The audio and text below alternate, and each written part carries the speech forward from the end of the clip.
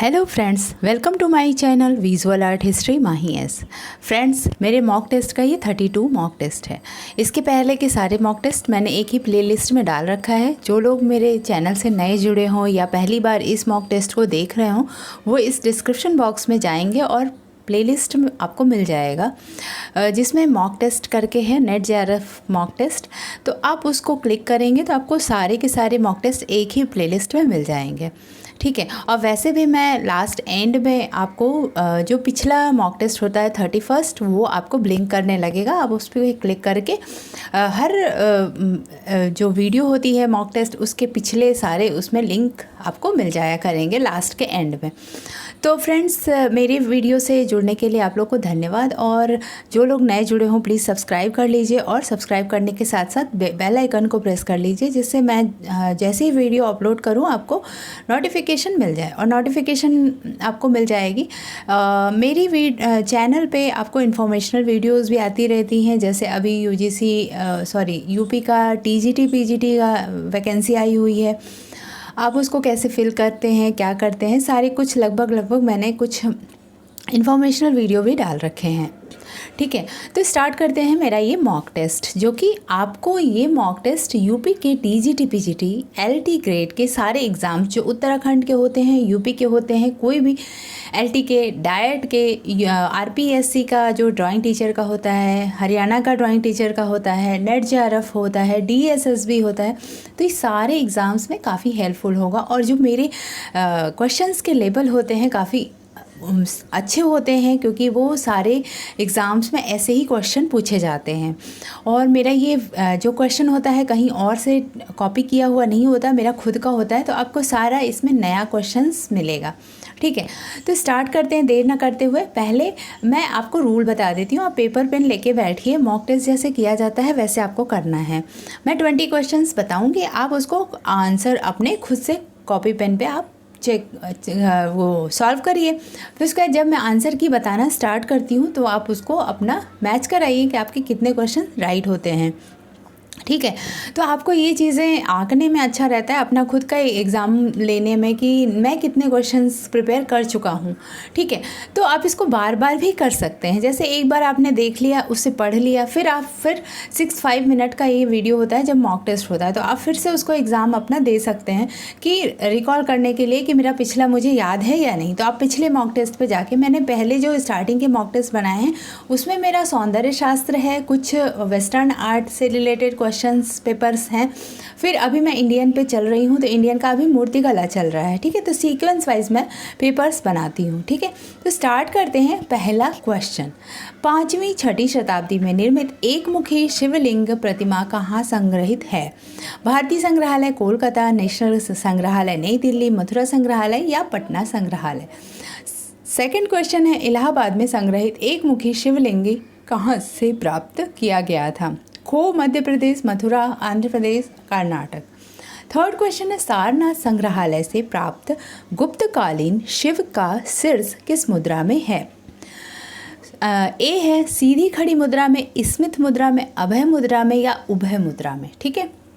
Question number 4, मकर वाहिनी गंगा त्रिभंग मुद्रा में खड़ी मूर्ति कहाँ से प्राप्त है? ठीक है, उदयगिरी, बेसनगर, खजुराहो, उड़ीसा।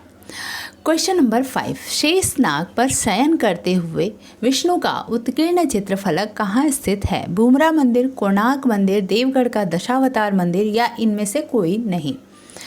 क्वेश्चन नंबर 6, देवगढ़ का दशावतार मंदिर किस काल का है? सॉरी, यहाँ पे कल हो गया है, काल होता है मौर्य काल, शुंग काल, गुप्त काल और गांधार वंश, ओके। नेक्स्ट क्वेश्चन नंबर 7, भारतीय कला का आदर्श किसकी पुस्तक है? आनंद कुमार स्वामी, E.V. हैवल, W.G. आर्चर या J.M. अहिवासी की है? क्वेश्चन नंबर 8, शिव द्वारा अंधक राक्षस का संहार नामक चित्रफलक कौन सी गुफा में है? एलिफेंटा, एलोरा, अजंता या बाघ गुफा में? क्वेश्चन नंबर 9, शिव व पार्वती विवाह नामक मूर्ति ये स्कल्पचर है, स्कल्पचर नहीं कहेंगे इसको, रिलीफ वर्क होता है जो गुफाओं में किया जाता है, तो वो रिलीफ के अंतर्गत आता है। तो मूर्ति किस गुफा में है? एलिफेंटा, एलोरा, अजंता या बाघ की गुफा में? चित्र प्रसंग शिव पार्वती विवाह में ब्रह्मा वहाँ किस रूप में उपस्थित हैं। फ्रेंड्स, ये क्वेश्चंस जो हैं बहुत ही इंपॉर्टेंट है, पिछले नेट के पेपर में आया था ऐसा ही एक क्वेश्चन, तो आप लोग इसको अच्छे से पढ़िएगा और ध्यान से नोट डाउन कर लीजिए या आप उसको वीडियो को बार बार सुनते रहिएगा, ठीक है। पिता के रूप में, भाई के रूप में, पुरोहित के रूप में या दर्शक के रूप में। क्वेश्चन नंबर 11, महेश मूर्ति कहाँ पर स्थित है? अजंता, एलोरा, एलिफेंटा या बाघ की गुफा में। क्वेश्चन नंबर 12, शिव का अर्धनारीश्वर रूप कहाँ पर स्थित है? अजंता, एलोरा, एलिफेंटा या बाघ। रावण, यहाँ पे रावण होना चाहिए था। रावण कैलाश पर्वत को उखाड़ते हुए किस गुफा में स्थित है? अजंता, एलोरा, एलिफेंटा, बाघ। ओके। नेक्स्ट क्वेश्चन नंबर 14, भीतर गांव का ईंट का निर्मित मंदिर किस काल का है? Maurya, Kushan, Gupta, Pallava. Okay. Next question, Parashurameshwar मंदिर भारत में कहाँ पर स्थित है? Bihar, Orissa, Jharkhand, Ranchi. Okay. Next question number 16, Raja Rani मंदिर कहाँ पर स्थित है? फ्रेंड्स, अगर मैं फास्ट कर रही हूँ तो आप वीडियो को पॉज करके अपना आंसर दे सकते हो, ठीक है। Bihar, Indore, Patna, Orissa. Okay. Question number 17, Konark का सूर्य मंदिर कब निर्मित हुआ था? 500 to 700 ईस्वी, 700 to 1000 ईस्वी, 1000 to 1250 ईस्वी, 1250 to 1450 ईस्वी, ठीक है।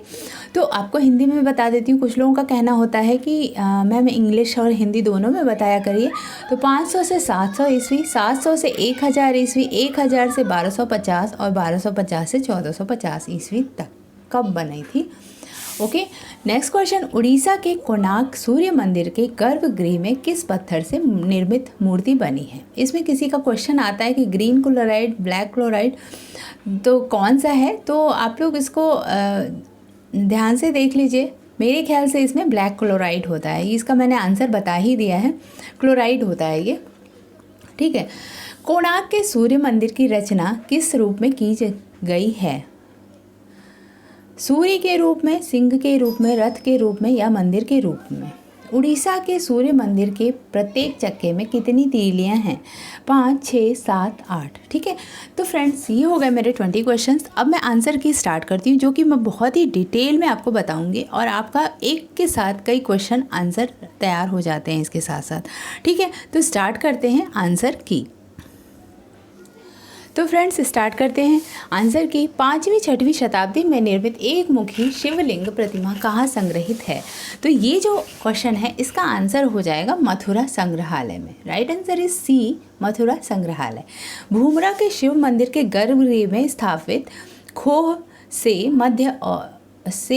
से प्राप्त और, ठीक है, भूमरा के शिव मंदिर के गर्भगृह में स्थापित थी ये, जो कि अभी मथुरा संग्रहालय में रखी गई है। ओके। नेक्स्ट क्वेश्चन का मैं पहले ही बता दे रही थी। इलाहाबाद में संग्रहित एक मुखी शिवलिंग कहाँ से प्राप्त किया गया? ये है खोह के मध्य प्रदेश से, ठीक है। खोह के मध्य प्रदेश से ये पाया गया था, जो कि इलाहाबाद संग्रहालय में संग्रहित है। ओके। नेक्स्ट क्वेश्चन, सारनाथ संग्रहालय से प्राप्त गुप्तकालीन शिव का शीर्ष किस मुद्रा में है? तो इसका राइट आंसर हो जाएगा स्मिथ मुद्रा में। राइट आंसर इज बी, स्मिथ मुद्रा। ओके। ललाट पर तृतीय नेत्र है, जिसके कारण हम इसको शिव की मूर्ति कह सकते हैं। लंबे कान तथा सादा किंतु सुंदर रूप में इनका संवारा गया जटाजूट उल्लेखनीय है, ठीक है। तो इनके जो रूप हैं इनको देख के हम इनको शिव की प्रतिमा कह सकते हैं, ठीक है। नेक्स्ट क्वेश्चन नंबर 4, मकर वाहिनी गंगा त्रिभंग मुद्रा में खड़ी मूर्ति कहाँ से प्राप्त है? ये जो क्वेश्चन है इसका आंसर हो जाएगा बी, बेसनगर से प्राप्त है ये मकर वाहिनी Ganga. Okay. Next question number 5, Sheshnag पर शयन करते हुए विष्णु का उत्कीर्ण चित्रफलक कहाँ स्थित है? ये जो है ये देवनगर के दशावतार मंदिर में स्थित है। Right answer is C, Deogarh का दशावतार मंदिर, जो कि दीवार पर, दक्षिणी दीवार पर, ये पूर्वी दिशा की दीवार पर स्थित है। दक्षिणी दीवार पर ये स्थित है। और पूर्वी दिशा की दीवार पर हिमालय में नर नारायण तपस्या करते हुए स्थित है।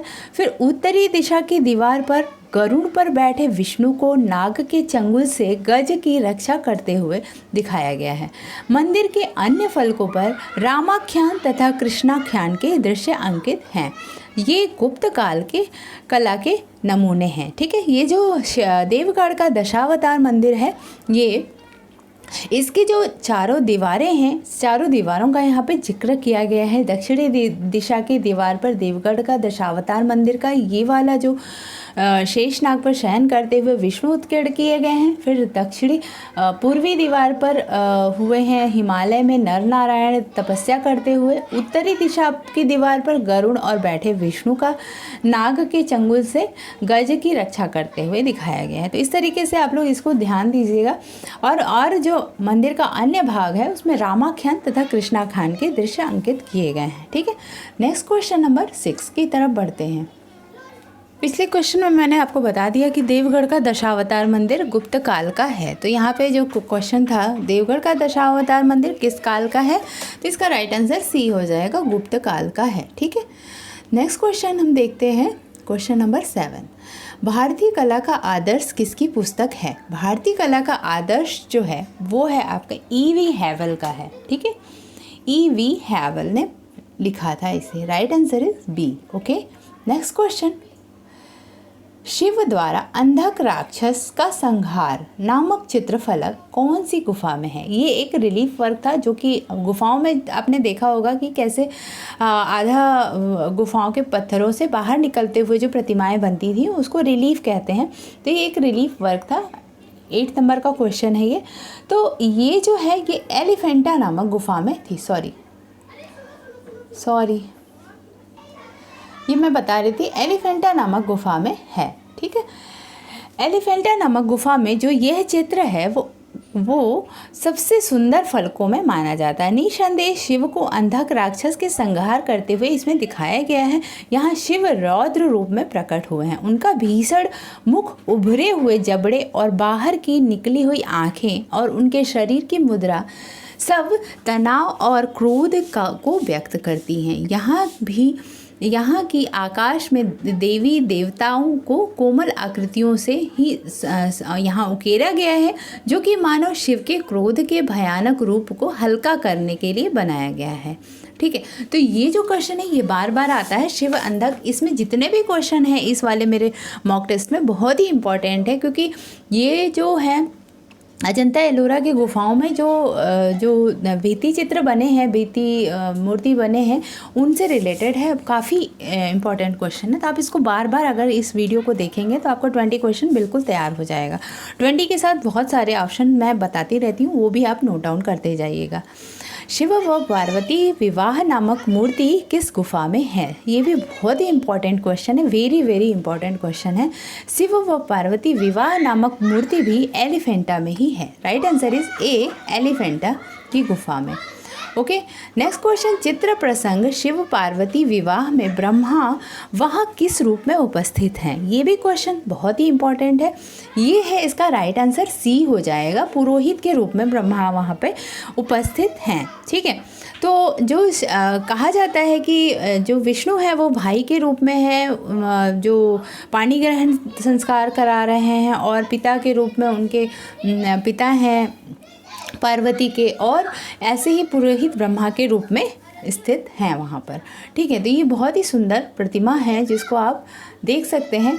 महेश मूर्ति कहाँ पर स्थित है? महेश मूर्ति जो है वो एलिफेंटा नामक गुफा में स्थित है। Right answer is C, Elephanta नामक गुफा में है।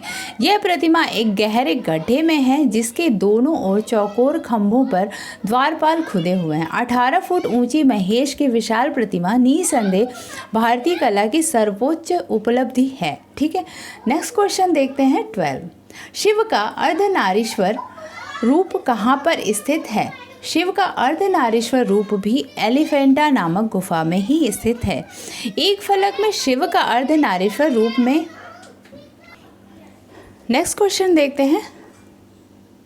रावण, यहाँ पे रावण होना चाहिए था। रावण कैलाश पर्वत को उखाड़ते हुए किस गुफा में स्थित है? ये क्वेश्चन भी बहुत ही इम्पॉर्टेंट है, जो कि एलिफेंटा की ही गुफा में ये भी स्थित है। रावण को कैलाश पर्वत उखाड़ते हुए, जिसमें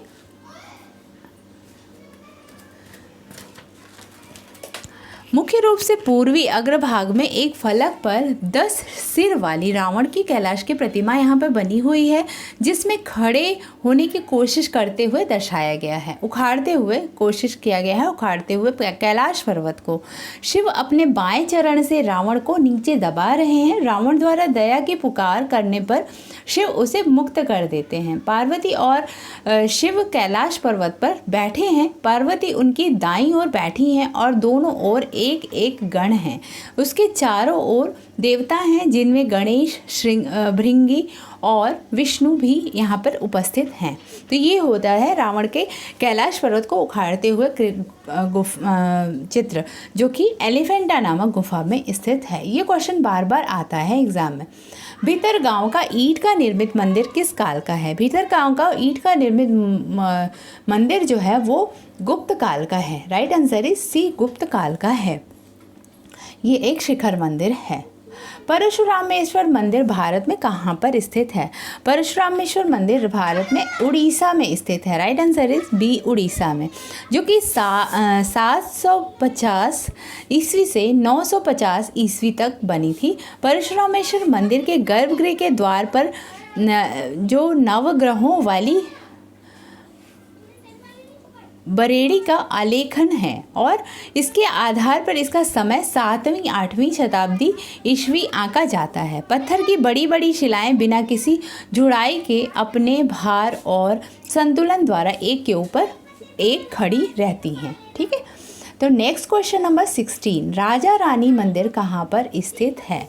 राजा रानी जो मंदिर है वो ये भी उड़ीसा में ही स्थित है। ठीक है,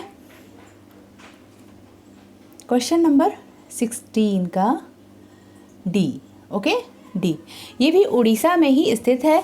1000 से 1250 ईस्वी तक तीसरे समूह का ये अंतिम उल्लेखनीय मंदिर है, जो कि राजा रानी के नाम से प्रसिद्ध है। उड़ीसा के अन्य मंदिरों से यह असाधारण बनावट रखता है और अन्य मंदिरों की अपेक्षा ऊंचे धरातल पर निर्मित है। यह मंदिर पीले बालूदार पत्थर का बना है, जिसे रजरानिया कहते हैं। ठीक है, इसी कारण यह राजा रानी नाम से विख्यात हो गया। रजरानिया कहते थे, इसी वजह से ये राजा रानी बन गया।